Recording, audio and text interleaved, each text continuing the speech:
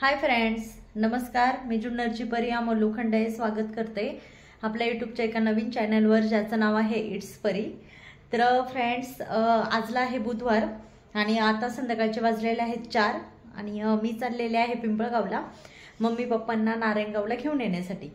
तर आम्ही स्कूटीवर जाणार आहे. माझ्याबरोबर आहे प्रियू हाय कर. हां, तर प्रियू आणि मी जाणार आहे मम्मी पप्पांना घेऊन आणण्यासाठी नारायणगावला. तर चला आता आम्ही निघतोय घरातनं. Bye bye.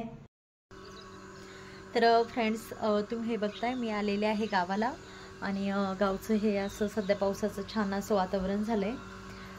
इकडे समोर बघताय तुम्ही, दिसतंय की नाही माहीत नाही मला. आणि मम्मी पप्पांना नारायणगावला घेऊन जाण्यासाठी आली मी गावाला. तर आता आपण जाऊयात आतमध्ये घरामध्ये. केक बापले, कुठून आणलाय?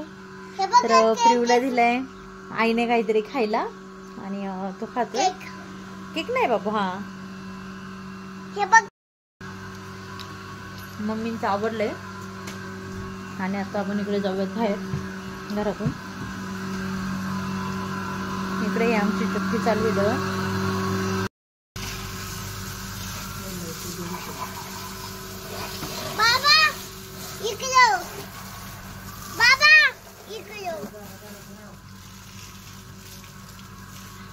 आणि पप्पा धुत आहेत गाडी. खूप खराब झाली होती, बरेच दिवस गाडी धुतलीच नव्हती.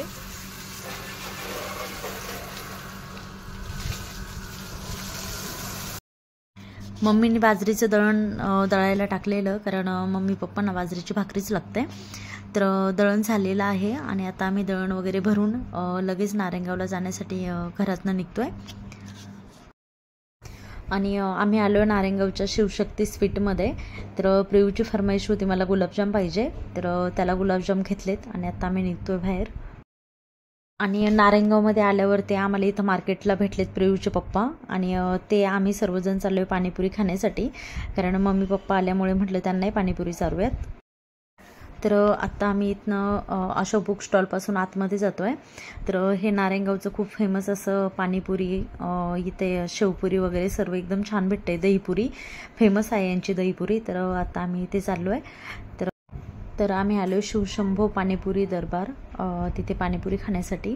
आणि प्रियूचे पप्पा, मम्मी पप्पा, आम्ही सर्वजण जातो आहे आतमध्ये पाणीपुरी खाण्यासाठी.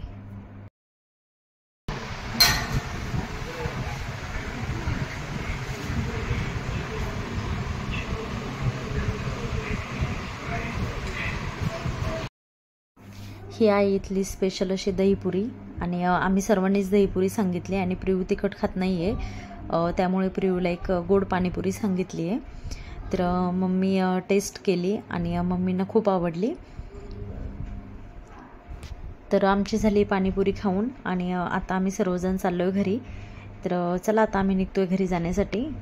तर फ्रेंड्स, आता आम्ही चाललो आहे. प्रियांची एकदम बेस्ट फ्रेंड आहे जवळची, तिचं नाव ध्वनी असं आहे. तर आम्ही ध्वनीच्या बड्डेसाठी चाललो आहे. तर आता आम्ही घरातनं निघतो आहे. तर इकडे आमच्याकडे गिफ्ट आहे, आमच्या फ्रेंडसाठी तो स्टिकर पण आहे, हे बघा. तर आता आम्ही घरातनं निघतो आहे. तर चला मग.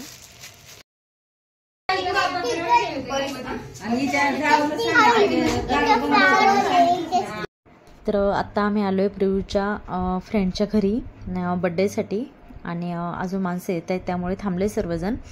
आणि प्रियूची एकदम बेस्ट फ्रेंड आहे, त्या दोघांच्या गप्पा काही संपत नाही आहेत. इथे देखील त्यांच्या गप्पाच चालल्यात.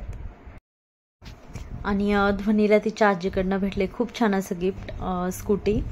आणि खूप सुंदर असं गिफ्ट आहे. आणि आता बड्डे चालू करतायत.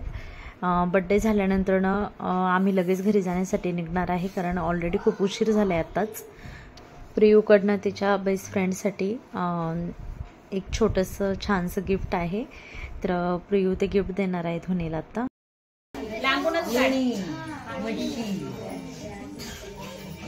गाणं झाली का आता ध्वनी? मग छान आलं पाहिजे.